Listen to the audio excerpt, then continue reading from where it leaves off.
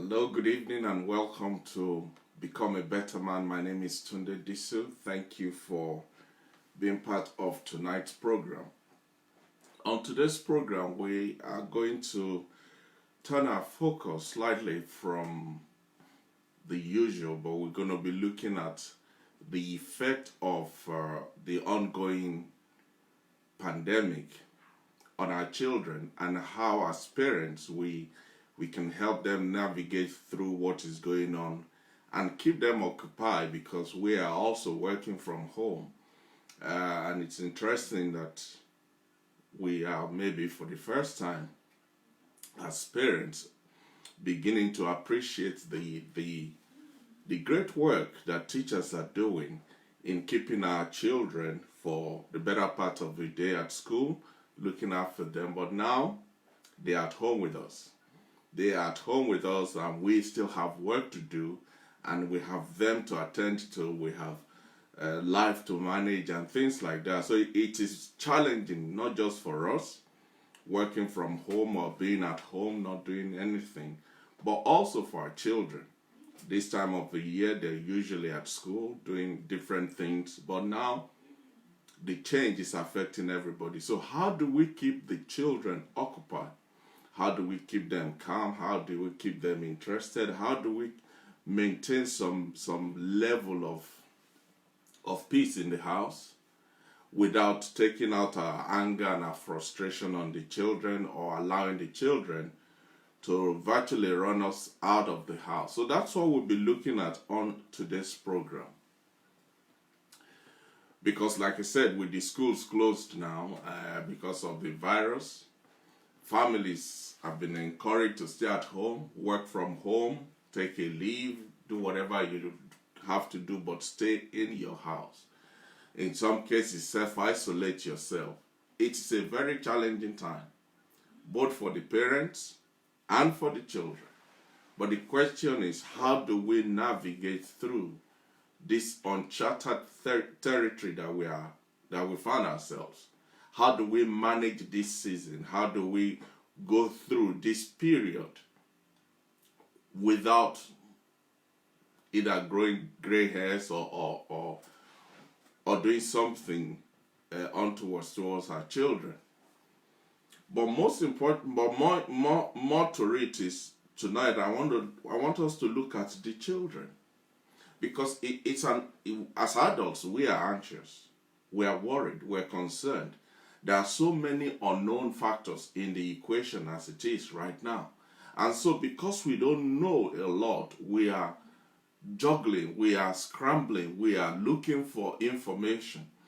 And the unfortunate thing is there are more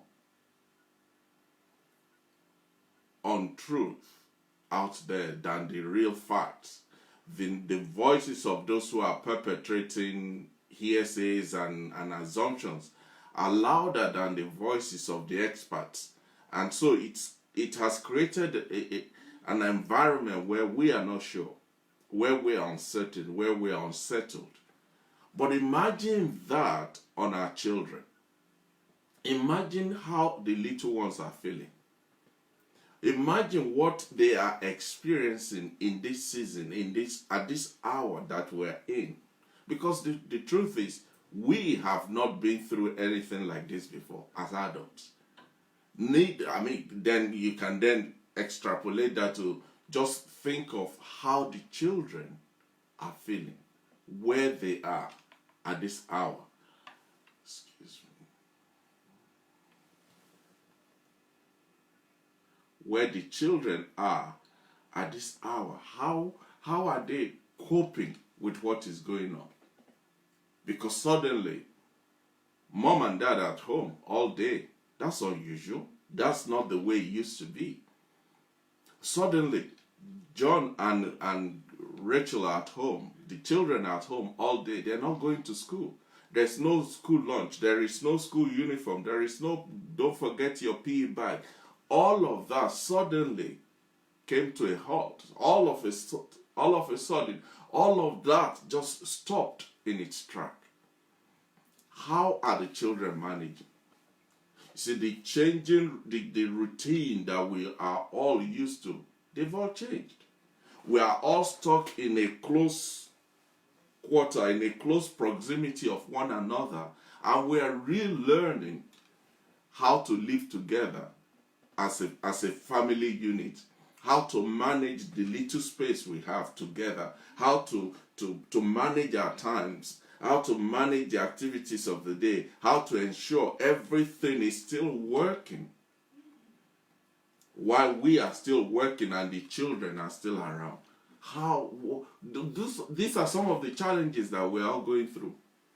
So it is therefore a difficult and unprecedented time for the children. Because just like adults, they are struggling to understand what's going on. They are struggling to alleviate their fears.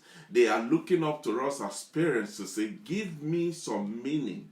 Give me some good reason why we're in this situation. And because we know little, we don't have anything to say to them. But at the same time, we have the responsibility of keeping them safe, keeping them happy, keeping them excited and occupied. But you see, keeping children focused and motivated throughout the day is a lot of work. It's a lot of work. It's not an easy task. However, the additional family time that we have in our hands right now, this unique time that we are all dealing with right now, it's a great opportunity for us to teach our children, to enlighten our children, to pass on to them some life skills that they will never ever learn in schools. But we now have this opportunity to impact them, to encourage them and lead them and guide them and teach them some of these life lessons, some of these life skills that they will need. Because if they don't learn it within this unique opportunity we have, most of them will not learn it until their adult age. Just like you and I didn't learn a lot of things until we became adults.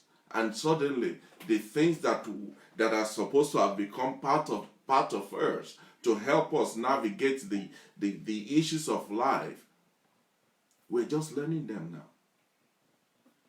So this season, as difficult as it is and as just confusing as it may look, it's an important time. It's a unique time for us to let our children learn directly from us as their parents, to put something in them that will outlast our existence, but will be a guiding post, that will be the beacon of hope and light for them as they navigate the issues of life, especially in their adult age. So it's an important point for us to understand, number one, that these children are different. Every child, like every adult, is completely different from the other person. So for parents, this is a great opportunity, especially for fathers. This is a great opportunity for fathers to get to know your children. Learn who is that child. What makes that child, that son or that daughter, what makes him or her different, unique, specific from the other one? This is perhaps the biggest opportunity that we have to do that, to learn to know these children and to be able to give them some life skills that will help them the rest of their lives. Some of these life skills are they're not, we don't, even as adults, we never learned them in schools. So the children have there is no way they're going to learn some of this in schools. For instance, life skills like resilience, being able to withhold and not break under pressure. You don't teach that in primary school, in secondary school, not even in universities. But while this unprecedented crisis has created a feeling of anxiety and panic and fear, it's also an important time, an important place for us as parents to hold our emotions in place, to control and manage our anxieties, to know how to comport and present ourselves and carry on with life in the presence of our children. I'm not talking of pretending. I'm talking about managing your emotions. Because children usually learn more from observing you than from hearing and taking instructions from you. So as parents, this is an opportunity for us to model resilience, to give them a sense of hope, even in this seemingly hopeless situation that we found ourselves, to give them a positive outlook in life, even though life is seemingly very negative right now. It's an opportunity for us to teach our children emotional resilience, for them to learn how to hold themselves in life, how to learn what I can control and what is outside of my control, to learn character traits and personality ingredients like attitude. It's not about what has happened or what happened to you. It's how you relate. It's how you respond. It's the attitude with which you handle and manage that thing that would determine the experience that you come out of with it. So it's an opportunity for us to show them how to cultivate, how to carry yourself, how to manage yourself, how to have good attitude, how to learn a level of kindness that you show to others in a time like this. To remember people who are putting their lives on the line while we are trying to be safe. But they are on the front line, like all the health professionals who are out there facing this virus every minute of the day. It's a time for us to train our children, explain the concept, the context and the content of it to our children, so that they can learn that. It's time for us to show them how to show gratitude for what they have, how to manage money, how to control level of consumption and spending and all of that. I posted last week on my social media handles the face mask that my daughter made, and one of my friends said, yes, the face mask is not just to keep the virus away, it's also to keep your mouth from eating all the time. And these are some of the things that it sounds like it was a joke, but it is the truth. When you're at home and you are surrounded by food, and there's something to nibble on at every point in time, the tendency, the natural inclination is for you to take one slice of bread and 2 biscuits and 1 pack of chocolate, and before you know it, your mouth is just going. But this is an opportunity for us to train our children on how to manage themselves. You see, home is the ultimate training ground to teach our children about rationing, about cooking, about budgeting, about other life skills that will help them as they go through their adulthood. Even things like being self-sufficient, like sewing, like knitting, like gardening, like washing the car and all of that. This is the time to train the children. Also, this is the time for us to train our children to develop and cultivate positive messages positive lessons about money. You see, whichever way you slice it, irrespective of your background, your degree, or anything, you will have to deal, manage, and handle money. And this is, in my opinion, a great opportunity for us to give certain money principles to our children, like budgeting, like showing them that just because the money is there, Mr. Monteiro Pereira, go mustache, how are you?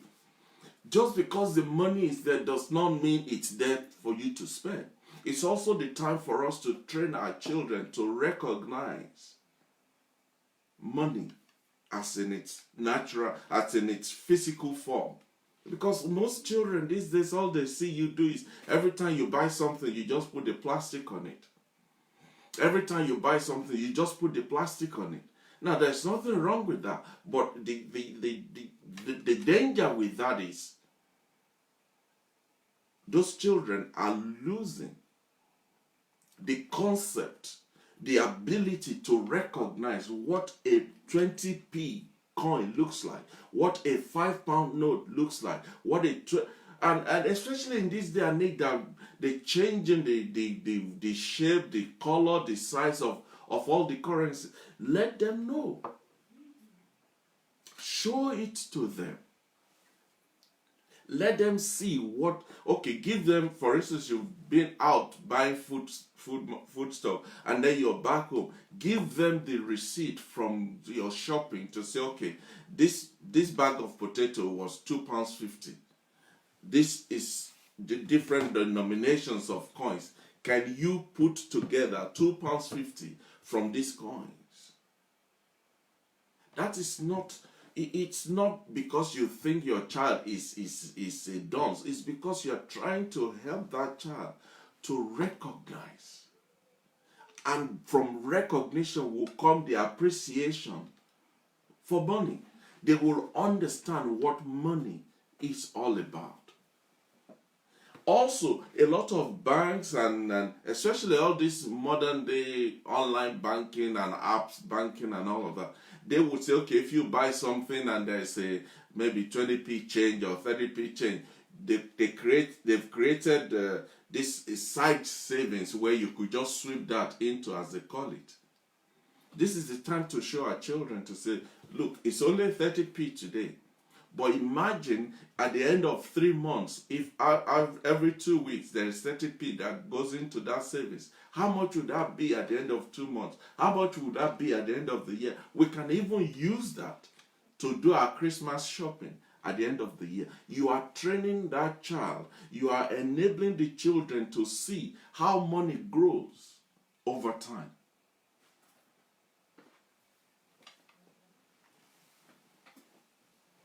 One of the challenges that we face as parents is that sometimes we underestimate the ability of our children to understand, to comprehend, and to engage them in finances and money issue, because we think, oh, children, they just know how to spend money. Yes, they know how to spend your money, but you can use these opportunities to train them on the values of money. How to know it, how to see it, how to handle it, how to manage it, how to deal with money. This is a great opportunity for us to train them. As parents, this is an opportunity for us to also train our children, to show our children, to sit them down and talk to them about online safety. Everything is online. Everything is online. There is that the days of maybe or should be is over. It's there now. There's something called Internet of Things, where everything is now rooted and will be rooted through or via, will be talking one to another via the internet. So there is no shying away unless you just crawled out from under a rock. Would you not know that online is the new playing field.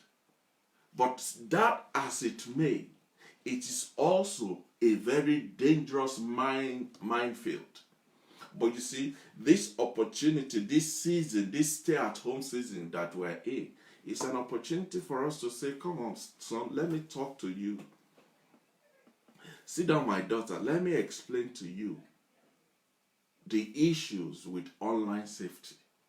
Because it is so important.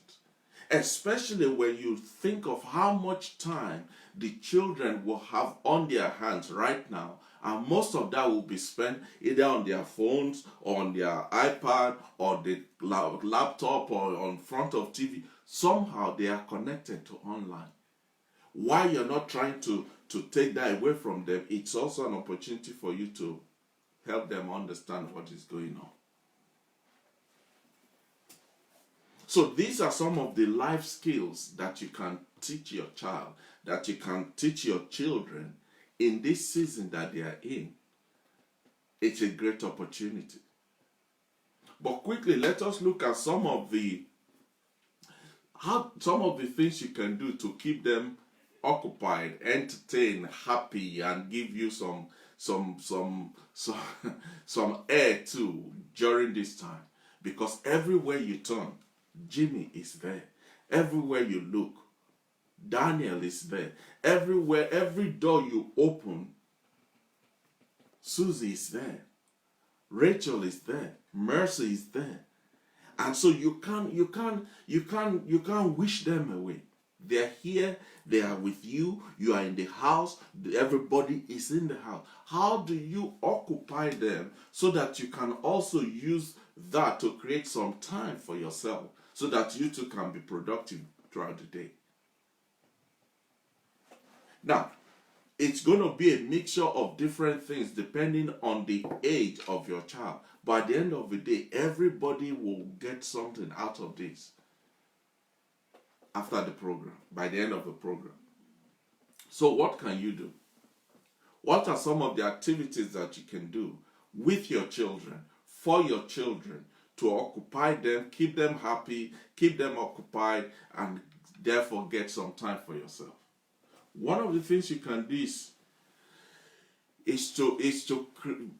number one, you have to be creative. You have to think outside of the box. One of the things you can do is to create a clock. Not just a clock to keep time, to say it's 2:45 or 2:10. It's not just a clock to do that. You can create a daily rhythm calendar to give structure to how the day is spent. Get a piece of cardboard and draw it up into how many segments you want, and each segment will represent the face. The whole cardboard will represent the face of the clock, but each segment will represent something or one activity during the day. It could be the weather. It's a rainy day. It could be, it's time for lunch. It could be it's time to go into the garden. It could be it's time to keep quiet because dad is going on this conference call. Whatever it is, once you've divided the page of the cardboard, you can then use like this peg that you use to hold your clothes when you are drying them. If you have a wooden one, just paint them in different colors, write different things on them, and clip them to different parts of the face of this clock or this cardboard that you've made into a clock. Now, that may sound like, that's a waste of time. Tunde, what are you talking about? It is not a waste of time. Because number one, you have to actively work with the children in creating it. That's number one. Number two, you have to help them to identify where each peg should go and when they should swap and change and move the pegs from one side to another and all of that. Number three, you don't need to tell them, James, it's time for you to go to your room. James, it's time for you to have your lunch. And you are shouting and screaming. No. The calendar clock is there. And James can read the calendar clock and recognize, oh, it's time for lunch. It's time for us to do exercise. It's time for us to walk the dog. Oh, it's raining today, so we can't do that. Those are some of the things that you can do with your children and will occupy their time. But more than that, you are helping them to learn how to manage their time, how to move from one activity to another because of because the allocated time for that activity has now come to an end. It's now important that you move to the next one.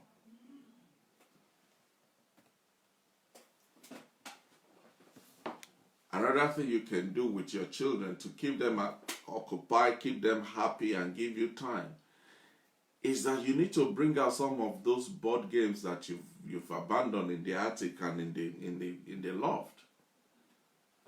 Board games are usually one of the best ways to get family to come together and laugh together and do things together, because all your attention is concentrated on that one piece of board or whatever it is.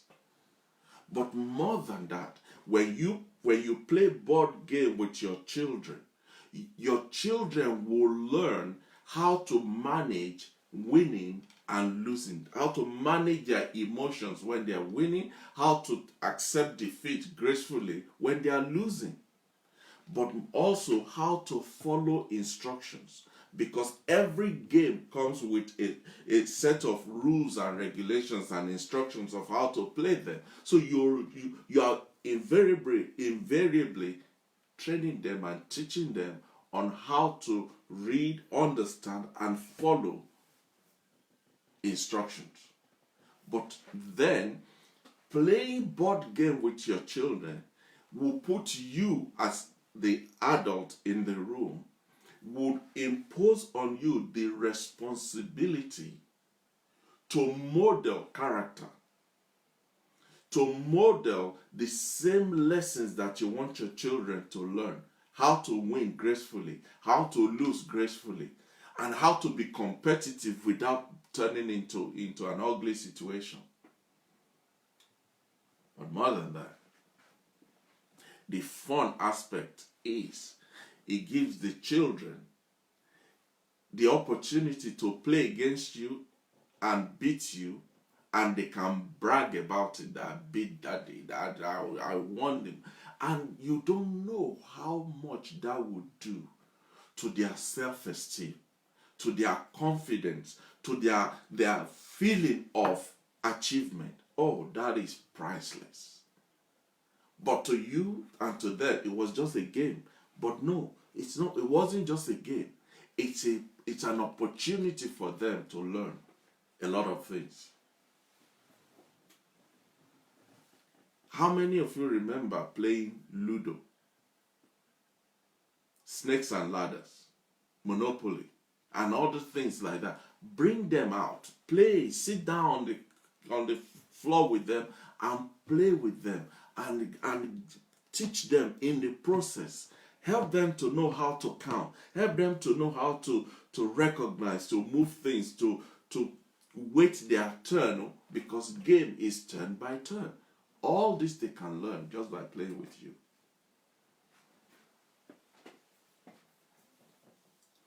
Also, there are many online kids party that are going on now. Online, and they are free.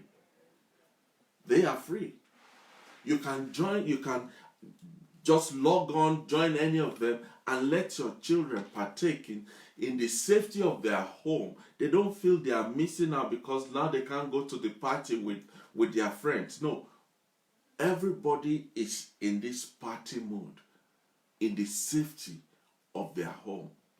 I read sometime last week or so about a DJ in the US who put together this online party. And before you know it, by the end of the day, he had over 100,000 people worldwide logged in just to have fun all together. For that, your child or your children will feel they've been to the biggest arena in the world to have fun, because they can see everybody just enjoying themselves. And some of these online parties, because it's by age grade and all of that, for children, they have others that will have music and dancing and quizzes and singing and magic and tricks and nursery rhymes. And so it's not boring. They spend hours on that. Some of them are online 24 hours. Obviously, I'm not saying keep your child on that for 24 hours, but for whatever number of hours that child is there, enjoying that party, you have the freedom to do what you want to do. And they're happy. And you're happy. What else can you do? There is something going on in the social media circle now called the 30-day Lego challenge. It stops kids from getting bored, because every day there is a task assigned. There is a program that is given to that child for that day to do, to accomplish, to fulfill, to complete. And so it keeps that child busy to make sure that before today is over, I finish my task. And I can put that in my Lego challenge calendar or board or whatever it is, to say, yes, that one is completed. Yes, that one is fulfilled. Yes, I've finished on that one. All of that will keep the child happy, occupied, learning, and give you space.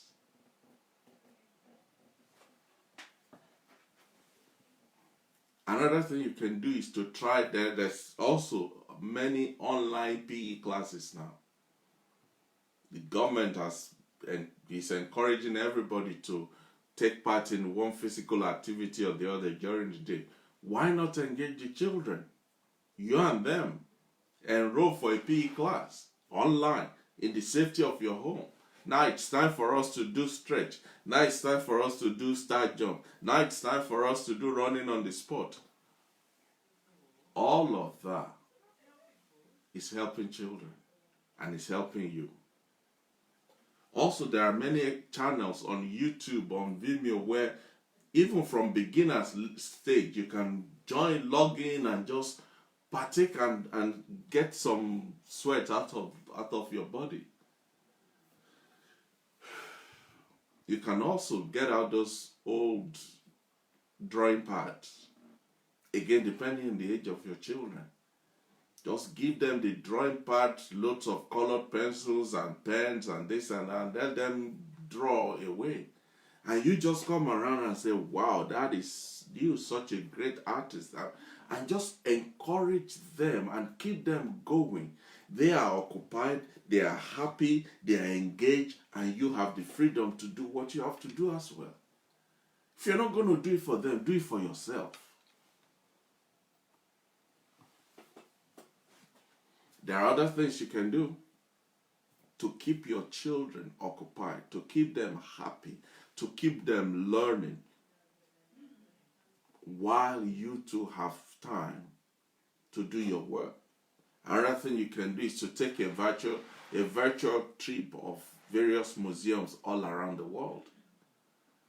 Many museums and art galleries and public places, yes, they've closed their doors because of the instructions and the directives from the government because of the ongoing pandemic. But just because their doors are closed doesn't mean their treasures are closed. You can take virtual tours of museums and galleries, like the British Museum in London, the Van Gogh Museum in Amsterdam, and the Guggenheim in New York, or however it's pronounced.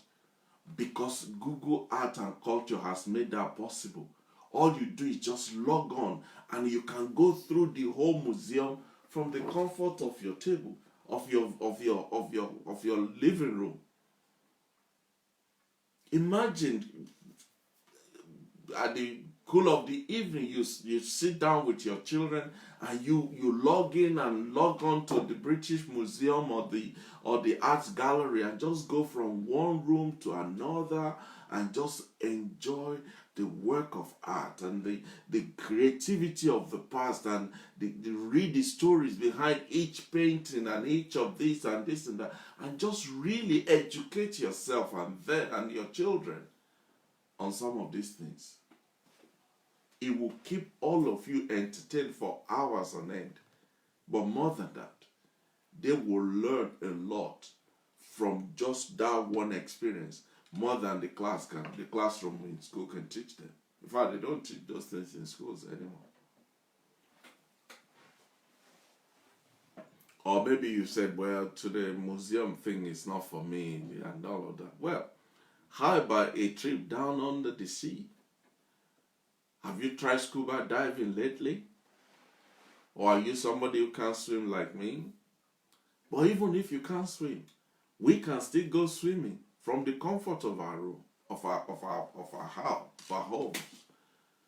There are so many World Aquarium Centers that are online that you can virtually visit and just watch and visit and see various underworld creatures that you never thought existed, and just open up yourself and just see what is going on and enjoy the beauty of the creativities of God, and just see what your eyes have not seen before, and just be wowed by everything that you are seeing, even from the comfort of your home, and see your children just go wild.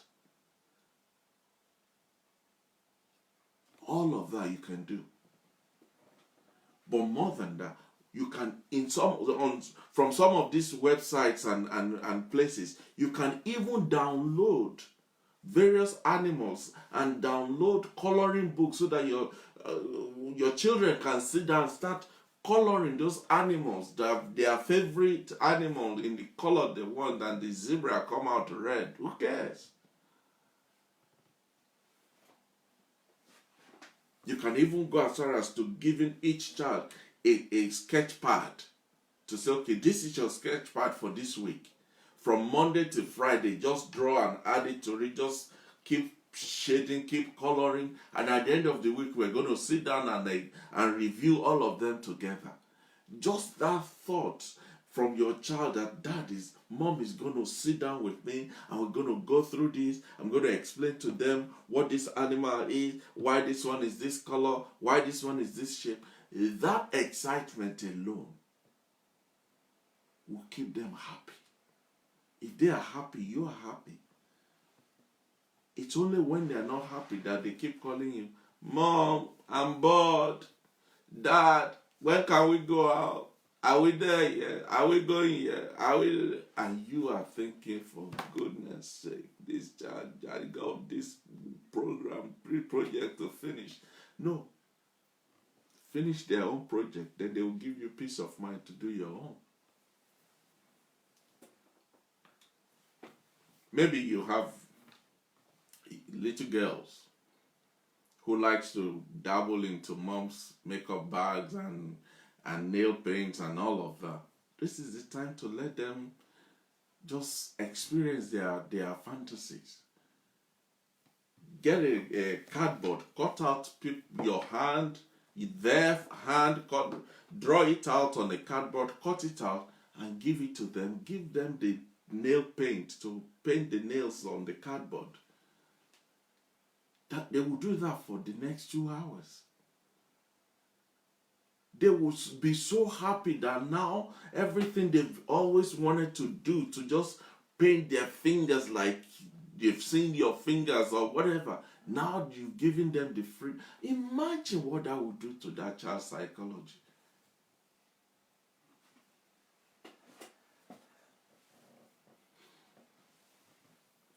Or maybe you can start breeding some chef, some Michelin chef in your kitchen. Children, they just like to be involved with baking and mixing and preparing and cooking and all of that. This is the time to engage them. Don't shoo them away. Obviously, you have to be mindful of safety and all of that, but there are so many things they can do with you that will not expose them to any harm or danger. Engage them in it. In fact, cooking with children is a great way, not just to make dinner, but for them to learn. How many adults today cannot even boil water, talk less of cook meals? And yet they are adults because they never learned how to cook. This is the time for you to add that value to your child. This is the time to expose your children to the opportunity to know how to cook that simple meal. You never, ever, ever know where that child would end up tomorrow.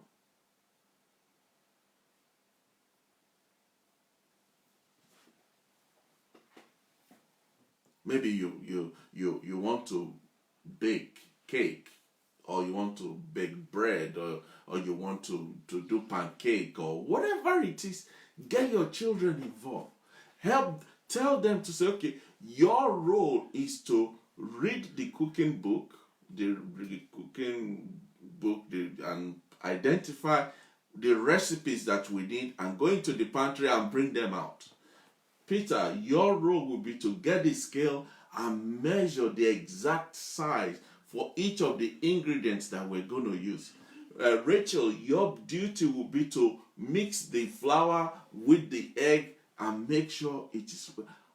I mean, imagine the excitement. But more than that, the one that is going into the pantry is learning to recognize those ingredients, those recipes, and whatever. The guy that's going to measure is learning arithmetic, is learning mathematics, is learning weight and these different things. The want to mix is learning how to add this to that and make it into something. Everybody is learning. But more than that, when it is all said and done, imagine the pride of that child saying, "This is the cake that I made." It come to the living room, Dad, I baked some cake. I made some cupcakes. I baked bread. I've cooked this. I mean, I don't know about you. For me, when my children just, even 2 days ago or 3 days ago, one of them or two of them made pancake, and we all had pancakes. But the excitement is just, and my children are adults. So they said I don't have children, I have adults. But imagine what that would do to that little Johnny and little Princess and Tope and Nkechi, or whatever your child's name is. It will just take them to a level that there is no amount of English in the Queen's language that can take them there.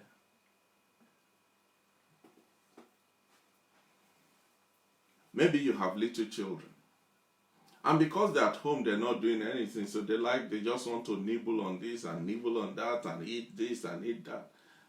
You can't say no all the time, but you can train them. You can develop a system where they will learn how to manage money and how to control their consumption. What do I mean by that? In the morning, there is a list on the fridge, and on that list you have a pack of crisps is 10p, 2 biscuits is 5p, a glass of orange juice is 5p. Every child has £1 to spend for the day. But it is as you buy, your pound is, the amount you have left in your pound is reducing. By the end of the day, if you spend your £1 before the afternoon, it means for the rest of the day, you are on your own. If you've decided you're going to buy 3 packs of crisps and 1 glass of milk, and now you finish your £1, guess what? Your £1 is finished before 4 o'clock. So when the rest are now going to the shop, in the kitchen, in the pantry to buy, all you have to do then is to sit down and watch or cry. But what it will do is it will train them to learn delayed gratification, how to manage money, how to think before you buy, how to weigh the value of what you want to buy with the money you want to exchange for it. All of that, you are training those children.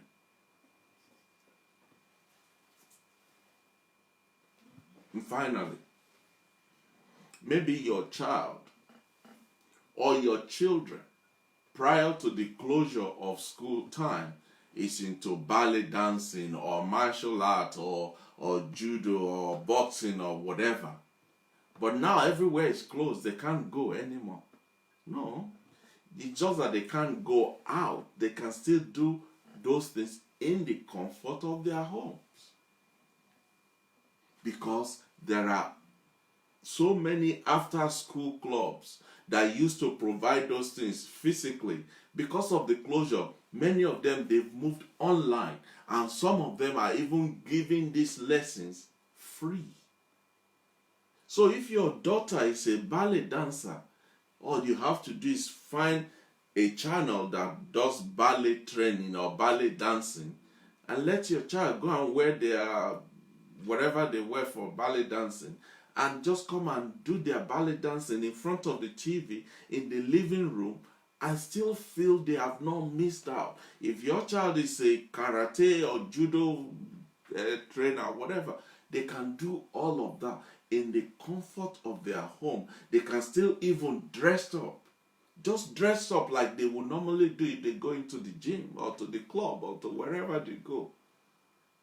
But all of that is to help our children go through this uncertain season that we're in, this uncharted territory that we all are plowing through, for them to not completely freak out and lose their sense of direction, because everything they know has suddenly come to a sudden stop, and things have changed completely, and the environment is totally different, and they're still trying to navigate and still make sense of it. But one of the best ways to keep them happy, keep them occupied, and keep them engaged is to bring those external activities as much as possible into the house and be involved, be engaged, be part of it. Because it will not just be fun for them, it will also be an excellent, very important training ground for them. And there is no better person to train your children than you. Thank God for the teachers. Thank God for the babysitters. Thank God for this and that. But at the end of the day, they are your children. And your primary responsibility, my primary responsibility, is to train them. Like the Bible said, train a child in the way he or she should go. When they grow up, they will not depart from it. It is your responsibility and my responsibility to train our children. And this pandemic has given all of us a great opportunity to do just that. And I hope something from tonight's program will help you to know what to do with Jimmy tomorrow, with Nancy tomorrow, with Rachel and BC and Evelyn tomorrow when you wake up. And they will thank you for it, and you will thank them for letting you be involved with them so that you can have time to do what you need to do. Thank you so much for being part of tonight. Thank you for your time. And please share this program with your contacts and on your timeline so that other parents too can learn from it. Thank you. I'll see you again next week. Bye-bye.